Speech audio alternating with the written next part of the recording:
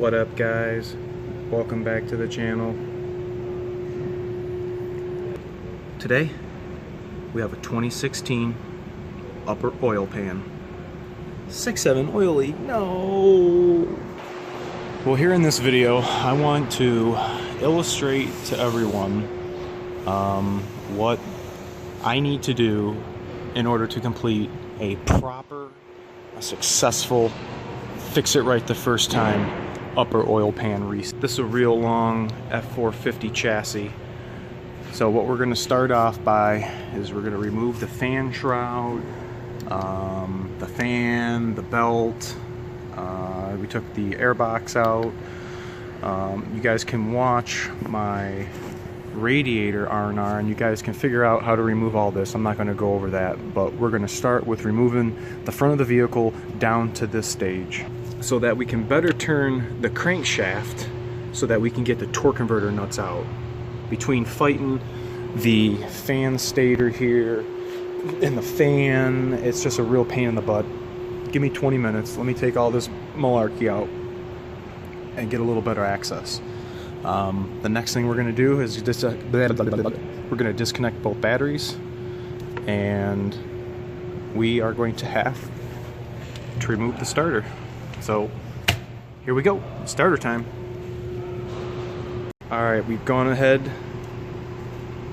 taken the tire off, gone ahead, taken the splash shield fender liner out, and I've already gone ahead and disconnected the 10 milli nut that's holding that on right there, and the 15 mil nut holding that one on there. So I'm gonna go ahead and use the best tool right here, my Milwaukee 3/8. I'm gonna go ahead and get that bolt out. I've already gone ahead and got the upper bolt out right up here, and if you notice, the oil filter adapter housing is still on. I have to take it off to do the upper oil pan anyway, but I'm going to show you guys how to take it off without having to take the oil filter adapter off. Ah! Last bolt.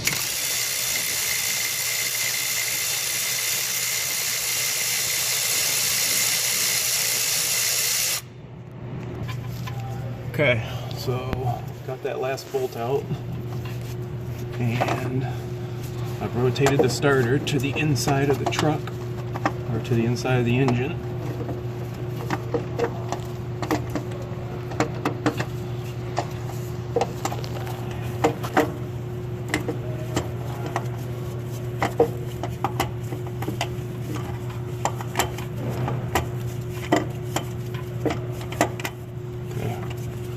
Actually rotated it to the frame and just kind of wiggle it upstairs just like that, and that is one of the first steps we're gonna need to do. So yeah, continuing. Well, we got the ginormous trans out. Took us about 40-45 minutes. This was a cab chassis, and it's you guys remember the DPF and the SCR are totally flipped, so this big component is usually back there and vice versa. So yeah, here's our upper oil pan. This is what we got to take off right there. We are going to have to remove the flex plate and all of those 12.18 millis. We do not have to remove the crank sensor, but let me see if I can get down here and show you guys. We got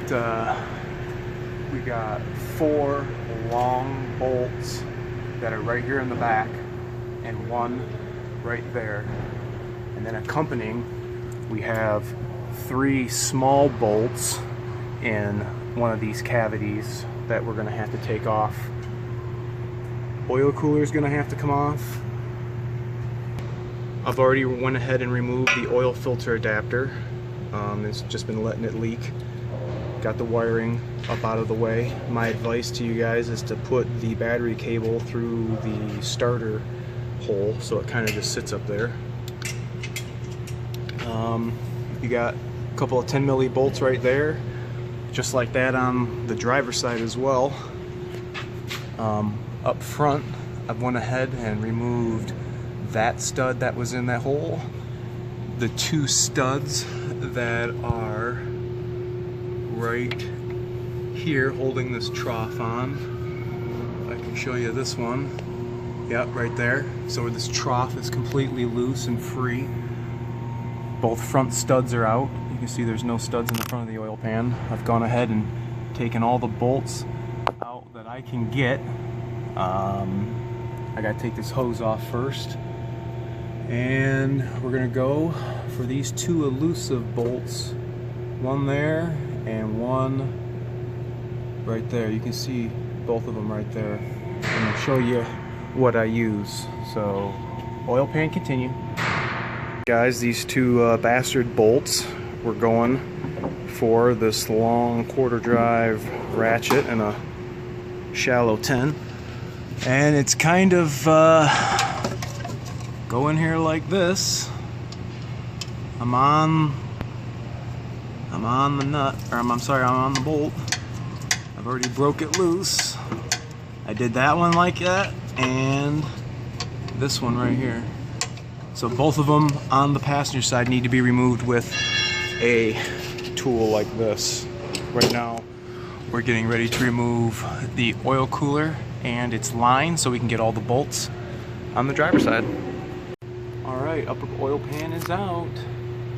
We're just gonna let it drip dry. This is the most crucial part, is letting all that oil drip dry and get out of our way. We'll have to clean it up here after a while and get it prepared for new oil pan installation. Alright, we are prepped. All the gasket material is completely scraped off. We have to wipe down the engine just a little bit more, get all these little fuzzies out of here, and now we are going to take our next step, and it is the next most important part after cleaning the gasket material off and all the oil residue, is we have to metal surface prep the block and the upper oil pan. The metal surface preps are these little wipes, and all you do is just baby wipe every piece of metal that the silicone is going to need to adhere to. This is going to be repeated a couple of times around until I am satisfied. We got a new star of the episode. Check it out. I advise you guys to go get one. M12 is where it's at, bro. Right there. Milwaukee, #1. Alright, the metal surface prep wipes are these. Go to your Ford store and tell them you want ZC31B. These are what will ensure you to have a leak-free gasket surface with anything that touches silicone. You have to go around the whole perimeter, just like the engine, everywhere that is going to have silicone. And again, this piece, or this step, will be repeated numerous times until I am completely satisfied with how it looks. And one thing I wanted to tell you guys too, if you guys do not believe me in the wipes, I want you to feel the metal. Go wash your hands, go dry them.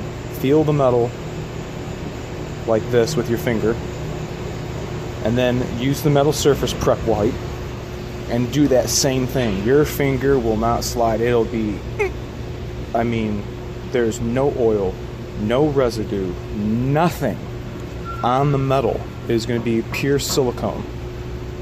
So I can't stress to you guys, I mean, you guys can use brake clean, but if you want to do this job again, then be my guest. I'm telling you, you gotta use these. It's nothing, no trick, no secret. It's whatever chemical that's in here that eats all the oil residue is definitely what you guys need.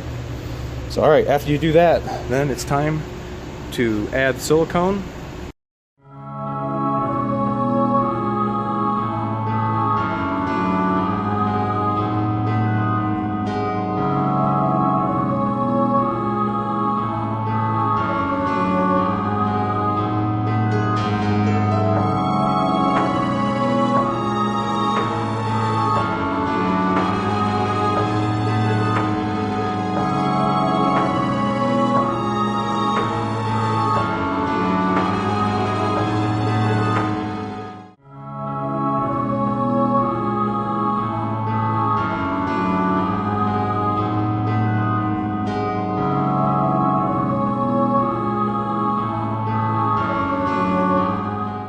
Full of silicone.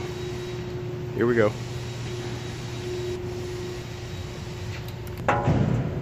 Okay, upper oil pan. Look how much clearance you got. We're sneaking it in right now. Here it comes. Right there, you guys. Full of silicone. Right now it's just sitting on the K-member. We're full of silicone right now. Alright, next step. Alright, you guys, upper oil pan is on. Probably, I'm not joking, maybe 10 minutes for us to put it on. Got all the bolts started. Well, not started, tight. All the ones inside, those are the 3 short ones I was telling you guys about. Here's a view from the front. All tight, all nice and clean, 100%. That's how we do it, 100%. Now the next step is to put on the lower oil pan, and we have to follow the same procedure. We have to use those baby wipes to prep that, to prep the new oil pan, and install the bolts. So, alright you guys, this is how you do an upper oil pan on a 11 through current model year 6.7 liter Powerstroke. If you guys got any questions or comments, please feel free to drop those in the comment section below, and I will see you guys next week. Thanks for watching, you guys. See you.